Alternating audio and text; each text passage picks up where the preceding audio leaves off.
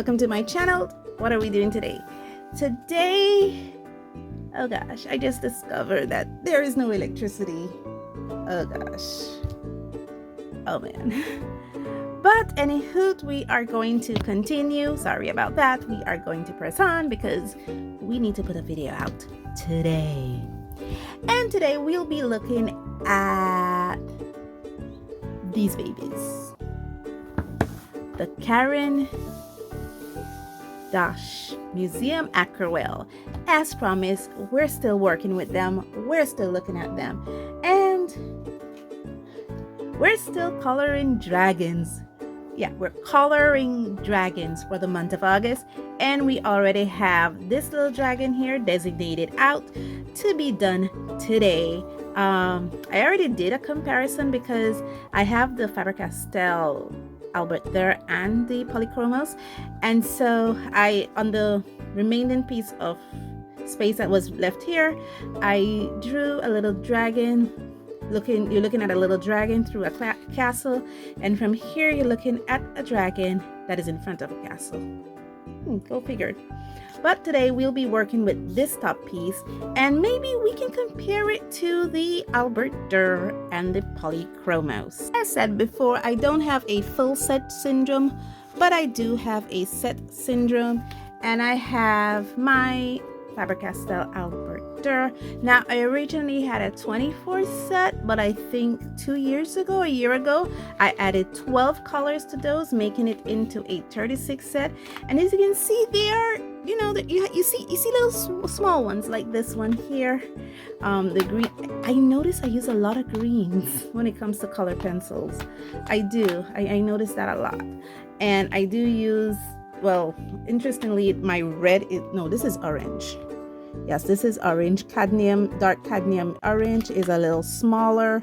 This is magenta. So I do use a lot of these colors. And yeah, this is my polychromo set. This is how they all swatched out. Beautiful, aren't they? And some extra information that came with Faber-Castell.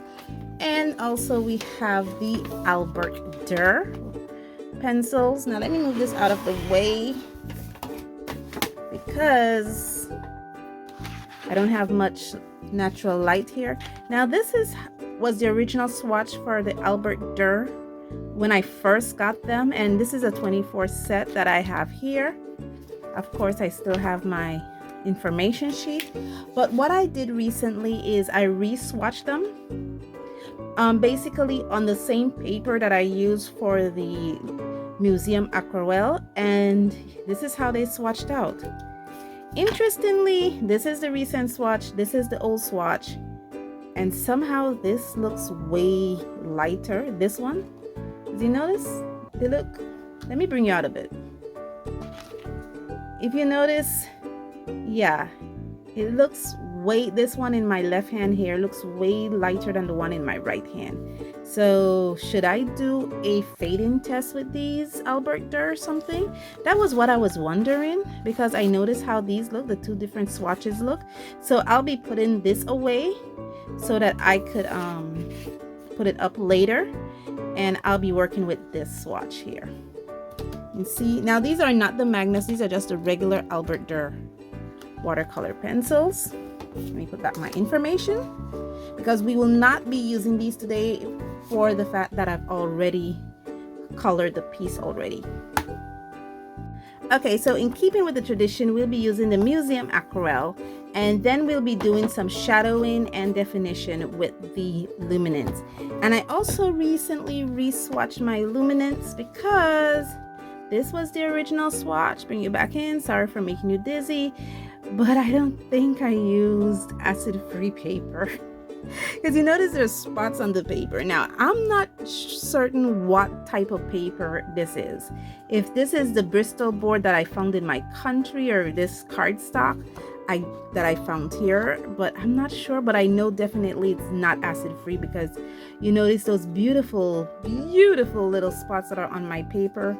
So I re-swatched them out, and here they are. Yeah, and I also re-swatched them out on black, and here it is. So these are the colors that we'll be working with when it comes to adding definitions and shadows to the piece with these luminance. I think when I'm over with my no-buy, I might want to turn this into a 30 set, because if I take out these little dividers here, I would be able to get at least 10 more color pencils in this set. So I have about a year or two to think about it. So that's definitely something I'm gonna think about. I'll be putting this in storage because I've already re-swatched those. Okay, so I've already talked to you guys about this, so let me remove my stuff, show you guys again what colors I'm working with. Bam, bam, bam, bam. These are my Museum Aquarelle. Now let me quit my blabbering and get to the coloring. Okay guys, you first see me starting off with the luminance, the Museum Aquarelle. I am using light blue for the sky in this, and I am completely covering the entire, I'm actually there showing you that the points seem to be eating away very quickly on this paper. The paper that I'm using is the Fluid 100 hot press cellulose version, and I'm also showing you the brushes that I'm using, which are the Milan 711. These are synthetic brushes. They are Thaklon, and they really hold good amount of water, and they're soft at the same time. I still have the same trouble that I have with other synthetic brushes, where for me it just doesn't hold enough water. But they are very good for this watercolor pencil illustration. I am now using a combination of the dark phthalo green along with the light olive for the ground. I kind of made a mistake there because I wanted to color the ground two different parts, but I kind of forgot how I drew it.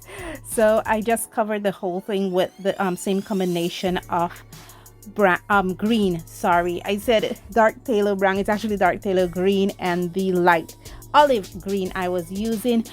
For the castle, I also used the cyan, the sepia 10%, and that's what I used. The dragon was scarlet red, and I wanted to kind of match the dragon to the bottom, you know, kind of show you're seeing the dragon from inside the castle and you're also seeing the dragon outside the castle. I used my brush again, that 7999, to go over the dragon.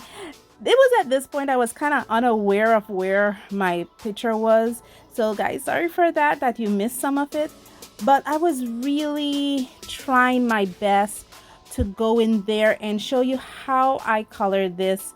What I found is that when I use the light touch, I'm still able to pull out color with these, but the pencils seem to eat out very quickly, and for you to get the best results, you do need to have a sharp point. That was basically what I was illustrating there. I'm now coloring the spikes of the dragon along with the, I think here I'm actually coloring the trees.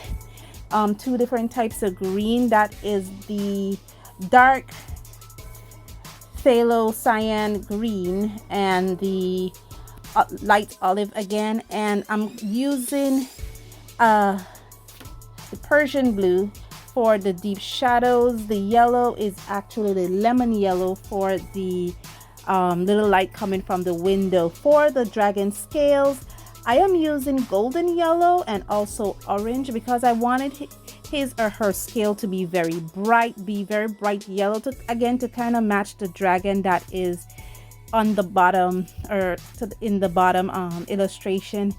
And this was very relaxing.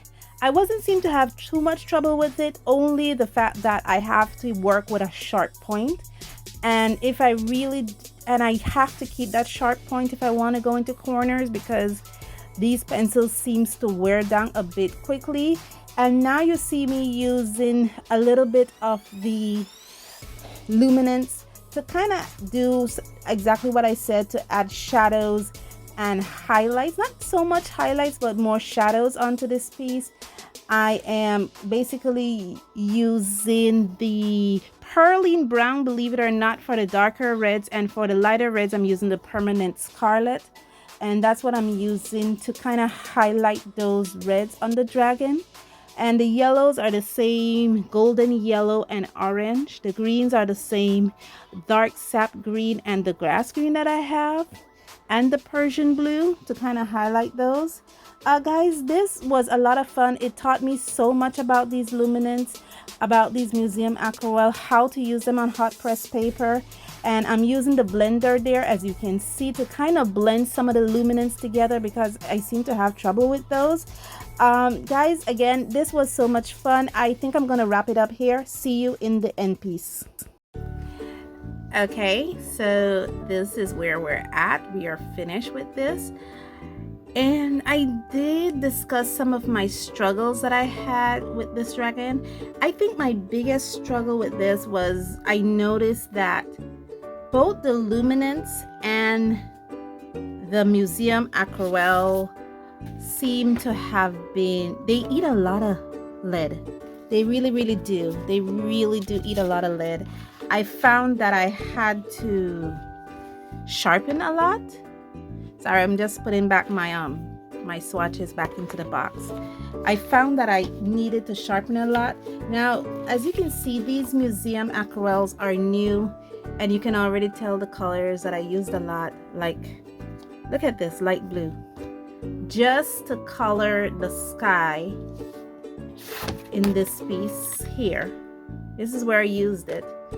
This is how much more shorter it is than the rest. So the leads seem to eat down quickly. They're soft, they're able to dissolve beautifully. As you can see the effect when it dissolved with the red especially, it dissolves beautifully. It doesn't leave a lot of shadowing, if you noticed. It really doesn't leave a lot of ghosting. So it is able to dissolve beautifully, but the leads are they're not soft, Prismacolor soft, but they are soft and they seem to eat the point down rapidly to the fact that I have to resharpen it, especially if I want to go into corners. I have to resharpen it. So the leads do eat, the lead points do eat down a lot, and that was the same trouble I had with the luminants. I'm just pulling it out here. I seem to have trouble with their points. You notice the yellow. Look at it, all the colors that I use, they seem to not have any more points because, again, the leads seem to eat down very quickly. So that was the trouble I had with them. And I used this, which is the Caran blender pencil. I would have shown you, especially when I was using the luminance. I used the blender pencil, and simply because, well, I have it and I rarely used it, to be honest. So I decided to give it a go. But the fact that I was in the zone, even though I had trouble with the point, I was in the zone. I think it was a successful color session.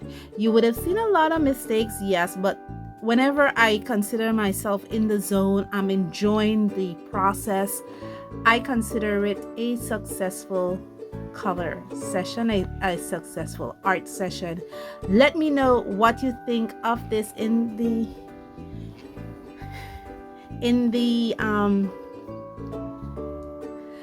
comments below. And here it is alongside with the with the Faber-Castell. You can see the same colors coming through. Somehow the Faber-Castell lead, to compare the two, was a bit more harder, especially the Albert Durr leads were a bit more harder than the Caran d'Ache, and they were able to hold a point. They didn't seem to eat down as easily as the Caran d'Ache, and that was for both the Faber-Castell Albert Durr and the Polychromos. They were able to hold a point. But for me, I'm not gonna make a comment on the brightness because they're basically two different colors that I use. It wasn't like I used unanimous colors for both.